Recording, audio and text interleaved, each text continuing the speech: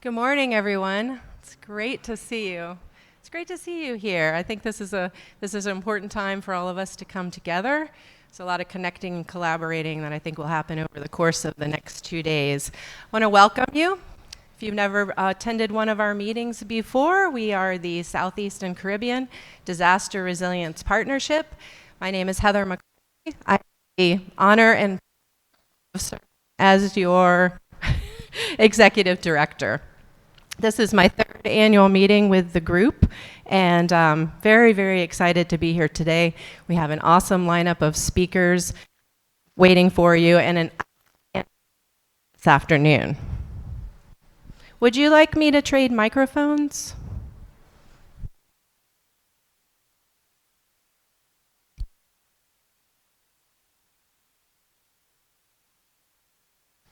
As fun as that was, we're going to try this one. So this is our third year in the row that this meeting has sold out. And that is fantastic. You are part of that, and I appreciate all of you being here. Round of applause. Thank you, thank you.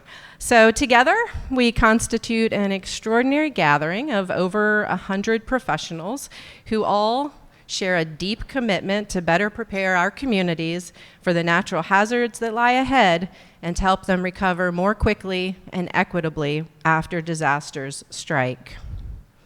So the theme of this year's meeting, the 9th annual meeting, is Cultivating Climate Resilient Communities, Advances in Communication and Collaboration. So each word of this theme is meaningful and worthy of further explanation. So cultivating.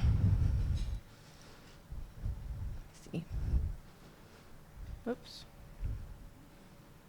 There it is, cultivating. So cultivating, why the verb cultivate?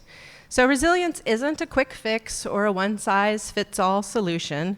Building resilience takes time, dedication, and nurturing. We must nourish thoughtful development of plans and policies, intentional listening to community members, and careful implementation. While many communities across our region face the same natural hazards, same vulnerabilities, each community's unique characteristic may warrant a very different strategy to sow and grow the seeds of resilience. Ba-dum-bum. The phrase climate resilient communities marks a focus on whole communities. So SCDRP's vision is that communities across the Southeast and Caribbean will be better equipped to prepare for, respond to, and recover from natural hazards and disasters. Resilience supports the well-being of the entire community, the people, the infrastructure, and the natural environment. So communication. As we seek to cultivate climate-resilient communities, we will dig deep to explore advances in communication and collaboration. Communication and collaboration are the two threads that you will see run through the entire agenda and bind all of the sessions together. Effective communication, I know you all know this, it's critical to building trusting relationships for community resilience. The success of resilience initiatives depends upon that transparent communication of information, resources, plans, and feedback between the practitioners, the governments, and communities. Transparent communication and decision-making processes can help build trust, enabling communities to feel empowered, engaged, and confident to build long-lasting whole community resilience. Collaboration. So SCDRP believes in the power of collaboration to unlock potential. The vision of climate resilient communities will not be realized by any one person or entity. Cultivating communities that are resilient to natural hazards and disasters takes cooperation at all levels of community, government, and industry. From the community champion that's advocating for members of their neighborhood to the resilience officer working at the state level to secure policies and plans for resilience. Every voice is essential to cultivating equitable resilience. And we hope that you will forge new partnerships with the people that you meet here, develop joint projects, and create collaborative initiatives with the people that you meet here. So, who is here? So this year, take a look around the room today, and you will see the multi-sectoral nature of SCDRP. This year, roughly a third of us are from the academic sector. Another third of us are government employees working either for the federal government, a state territory, or a local government. And the final third of us is split between nonprofit and private sectors. The geographic breakdown of attendees always reflects where the SCDRP annual meeting is being held. And that is precisely why we move around each year. This helps our partners overcome travel restrictions and periodically ease the budgetary burden to certain areas.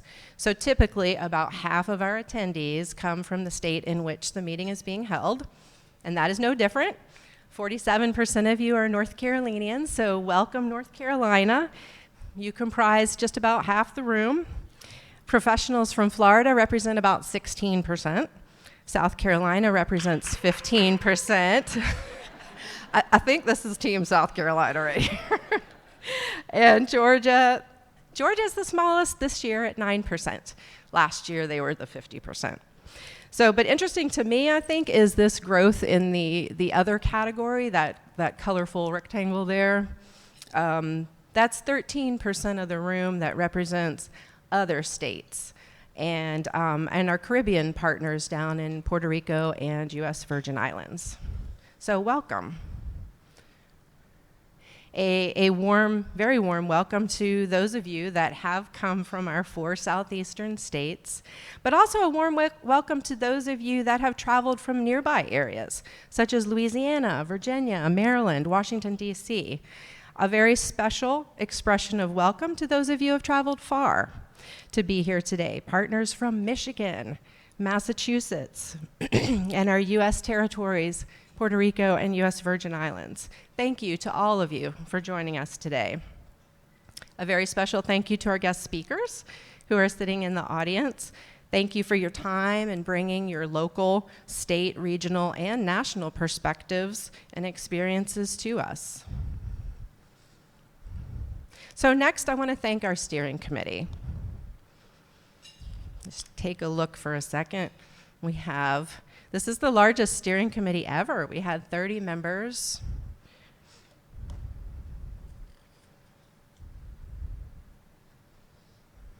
Our steering committee members came together from across our geographic region, and they represent every professional sector, academic, private sector, nonprofit, and governmental sectors. And they were integral in bringing together the lineup of speakers that you will hear today. So we thank each member of the steering committee, many of you are in the audience today, for volunteering your time to propose relevant and timely topics. Thank you, steering committee. If you don't know this, SCDRP is a staff of 2. We could not pull this off without the help of our steering committee. Absolutely integral. They develop the topics, they develop the overarching theme, they invite the speakers, organize our incredible field trips and events, and they help me finalize the logistics. We also can't host these Dynamite annual meetings without the support of sponsors. So a warm thank you to our current sponsors. Our gold sponsors are SWCA, Environmental Consultants, Battleship North Carolina, and Miami-Dade County. We thank our silver sponsors, the NOAA Office for Coastal Management, Haggerty Consulting, North Carolina Division of Coastal Management, and a joint sponsorship from EJ Strong, or Environmental Justice Strong, and the University of South Carolina Arnold School of Public Health. We thank you, the Center for Sustainable Communities, for your Bronze Plus sponsorship. And a final thank you to our bronze sponsors, Moffitt & Nichol, Perkins and Will, South Carolina Sea Grant Consortium, Georgia Marine Extension and Georgia Sea Grant, and Tetra Tech. Lastly, a sincere thank you to our supporting group members. They provide the backbone of support for SCDRP all year long. And thank you to our parent organization, SCORA, the Southeast Coastal Ocean Observing Regional Association. SCORA is a registered 501c3, and they provide the fiscal and administrative home of SCDRP while we continue to grow. Thank you to our other benefactor member, Indian River Lagoon Council. And we thank our sustaining partners, NOAA Southeast and Caribbean Team, or CCART, who has been with SCDRP for many years, and our newest sustaining partner, group member, IEM.